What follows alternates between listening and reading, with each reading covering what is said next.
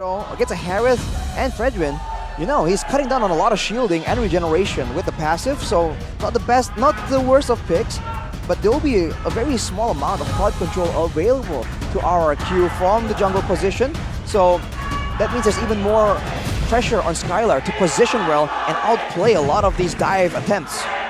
And that's gonna be it. Will they be able to? I mean, with the roster, I feel like EVOS, there's a time frame to it in order for it to work, because if it goes into the late game, RRQ, I do believe, have an advantage. And with that, ladies and gentlemen, the wings of MPL ID are soaring high, like both of these teams want to by the end of this. Welcome to the classic derby between EVOS Glory and RRQ. It's time to see whether EVOS have improved enough with their new lineup up against RRQ, tested in the previous tournament as well. Irad and Anavel, a new name, Anavel, and a name that is quite familiar, Irad. Already though, Dreams, my god, chunked down with the Curse Blast by Octa and Brusco very early on, even bit of more damage here from the Curse Blast and the Vengeance from Brusco. They might be looking for a dive. Once they go for this, a reset already. Brusco doesn't go for the dive just yet. Not completely, but Plotkin is forced back. He does clear the wave, but he does lose a bit of that minion XP. That's what you can get with an aggressive roamer accompanied with the Vexana. And the three-man roam goes for Dreams once again, but Anavel comes in to try and contest. Goes through the taunt. Oh, a retreat from Irad, but a miss. It's still Anavel who gets it, I believe. Or was it Irad? I believe it was Anavel, but RRQ, again, showing aggression already. And that's what they have to do with this mid lane roam lineup. If they don't, and they wait till the late game, that's more time for Plotkin and Dreams to wait for those big moments and then make the plays happen. Now we're already in minute number 1, on the way to level 2, but Irad goes in again? Ooh. First blood in the mid lane. Dreams gets a knock up, but Irad pokes him down too. And it's 1-0, an early lead for the Kings. That's not exactly the best kind of scenario that EVOS Glory are finding themselves in, especially earlier on, where they might want to look for a good control and dominance here in the early game. Brusco, look at the emblems, he's going for Thrill, so there's a lot of damage. But again, RRQ, they're trying to go for it. Versus Poissons, Anavel forced back instantly here. So RRQ who hold the gold lead, but first to the turtle, it's actually Anavel.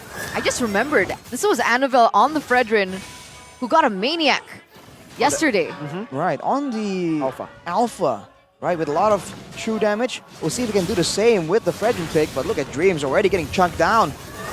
Brusco knows how to play the Minotaur, man, so he is going to try to punish as much as possible. Eternal Guard to the back, Anavel trying to go for an opening Fluffy. Knockout strike on a 3, but the Curse Blast and the final slash takes Anavel down. Now Fluffy in the midst, forced to flicker out. 1.2k up ahead, RRQ. Okay, Caster Curse. Caster Curse? Caster Curse. I was just talking about Anavel, and he gets taken down even before they go for the neutral objective. And that's RRQ with a 1k gold lead, like you mentioned earlier on. And he's falling behind of Irad 2 levels already. Yeah, the talent prediction by Samsung Galaxy though. Mirko, I don't like what I see, but Brusco is going in. Brusco likes what he sees. Jumps in with the final slash too, trying to give Skylar a bit more pressure to play with. Ooh. He is lacking in this gold lane, but so far, with the help of Brusco, he's actually still a level ahead. Yeah, Brusco is spending a lot of time in the mid lane, right? Trying to help Octa with the clear, with the 1v1. And I mean, it does a lot of damage, but now look at Irad. Cancelled out. Dreams, now that's the Minotaur power, man. The cover, the disengage. And for RRQ though, they're going to go straight into the jungle, try and get some more when the lanes are all pushed up. Did he use Retribution? Yes, he did. Anavel did. Anavel and Irad. Both of them did. Okay, I thought it was really close to the next turtle, but it turns out there's still 43 seconds left on the clock. Dreams looking for an opening on to the members, but look at this. Very aggressive from Anavel, gets punished for it instantly with the final splash. Once again, Dreams gets a 3-man Minions Fury, but it really doesn't do much here. Only a disengage for EVOS Glory, but they have lost their jungler for the second time this game to Brusco, who is now 3-0 up. He does realize he's a roamer, right? Well, we've seen that pattern, man. The roamer going in with some damage. It's going in again. Not getting it there. Trying to go in. Natko has the Bond Force. Curse Blast will shoo him away, but now the turtle is going to be spawning back in the land of Dawn, and Brusco will have to recall. Maybe Skylar too. This will give EVOS more pride to play with. I don't think they're going back. It looks like Skylar has not opted to recall. And despite Annabelle already going in for the next neutral objective, RRQ, they're circling very close behind. Another thing to remember, Annabelle is still a level below of Irad. This should be his to win. Not going back with Fluffy as well. A good knockout strike there. The retribution from Annabelle. A win. Irad missed the retreat, but Octa will be able to find a kill back. Now Nako in the midst of it all, jumping with his Zaman Force. Don very low, dashing one more time, not able to connect on that first skills. Brusco goes with the Vengeance and stuns him back up to get the reset. Dreams very low. Irad caught opposition. Natko's dealing damage when the Shield Unity comes down with also that with the Purify. The Minion's Fury is not enough to get him out. Irad's 1 HP. Clockwood needs one more shot. He goes in for the Astral Spear. Brusco's trying to cover for him, but Clockwood tries to Astral Meteors. He gets slashed back in with a Vengeance. Now Fluffy jumps in, but Brusco is able to get out 5-0-1 and gets out away from the boxer. Bruce Goat making it happen. Skylar! Nako goes in for the Zaman Force, still not enough for the veteran. Skylar takes him down. What a high-paced game right there. Out of nowhere, everyone just started creating blows, but I think RRQ come out on top. And just like that, ladies and gentlemen, we're Nang, the Marshal, to bring us back into the land of Dawn. 6 minutes has elapsed so far. And yes, RQ with a gold lead, but not so much. not too decisive for sure.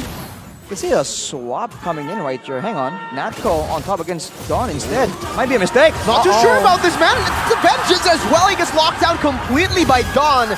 You disrespect the damage just a bit and you will get punished. Natko, 0 and 2 now. Solo killed by Dawn. Let's take a look at the items for now. That's a War Axe in the hands of Dawn. So he's going to do a lot of damage and he's going to be very difficult to catch. And as Irad is just chasing around, he has rushed an Antique Cuirass, knowing that he'll be taking the bulk of his damage. Bulk of his damage taken will be from abilities, not from basic attacks. He's going with that. And Docta going in with the Glowing One Rush as well. So not having a lot of cooldown, but as long as he gets one spell rotation off, that will be enough to get almost full value from the itemization. RQ, they're already setting up for this next neutral objective. Irad already in.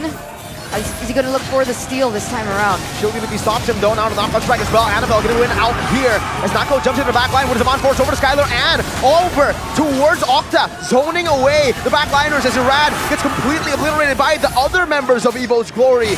And it's a win for EVO's Glory. A kill on Annabelle and a kill on, a kill on Irad and a kill on the Turtle. Wow, man, RRQ, they just went at it, and EVOS, with the Minion Fury, with the abilities they had, they're able to get control over in the Turtle Pit, but also zone away the backline members. Skylar was not able to get space to really output damage in that fight. That's a winning teamfight formula for EVOS. RRQ, they have to adapt somehow. I mean, they get a turret, though, in the top side, so it is a small win, not exactly the best of trade-offs, but it is a start here for them. Meanwhile, Fluffy and Dawn, they're going to be in the same lane once again, as Skylar has opted to move up. Now it's a 1v1 again in the gold lane, but only in the XP lane this time. Got the view of RRQ from Skylar. They're both just hovering around each other, man. I'm just waiting for them to fight. There's a big power spike on Clockun right now, though, with the Lightning Truncheon. Now the backline's got to be a lot more cautious. If earlier they were zoned away by Fluffy, right, by Fluffy or Natko, jumping straight at them, now they're definitely worried about getting low enough for Clockun to just snipe them down. This is already building towards a gold lead for RRQ. A little heavier than before, despite EVOS' victory earlier on. Already with a 1.3k gold lead. They spotted that. And the tempo has gone slow. What? Octa again, it's happened again. Opening up the map there. EVOS held control over the mid and punished Octa. RRQ, they're trying to just spread out around the map, and it allows it to farm a bit more efficiently. But in doing so, in contrast to EVOS that group together as 5, they just lose out in the proactiveness in moving in for a kill. Now they have some lane pressure, but the Lord is up. And Fluffy is the first person to really try and impact that far side. He's going for it. Irad, I think they're looking for a play in the mid side before they go for it. That far lane is going to be pushed up, but the same can be said For the opposite side of the map, Brusco goes in though. Onto the Eternal Guard with Final Slash. A good layer of CC as Brusco dives in deep. With help now. Oh my god, Brusco gonna get slam dunked down with a bonk. Vengeance though from Don, providing a bit of safety. Natko doing some damage, not enough to take Don down. He will be able to escape. It's Brusco traded in for Dreams, a roamer for roamer, but remember, that was a shutdown for Brusco. 5-0 earlier. And EVOS Glory, they strike the mid lane turret down. In theory, getting the Minotaur out of the teamfight equation is better, but RRQ ain't going for it. They secured the purple now for Irad. They both have red shoes available. It's still a 50-50, same level. But look at Fluffy immediately making the macro decision to move away, to push, knowing that his team can dictate how the fight happens. They can just wait and disengage, but RRQ strike first. No turret in the bottom lane. Natko is forced to use its on force, but he's so off position.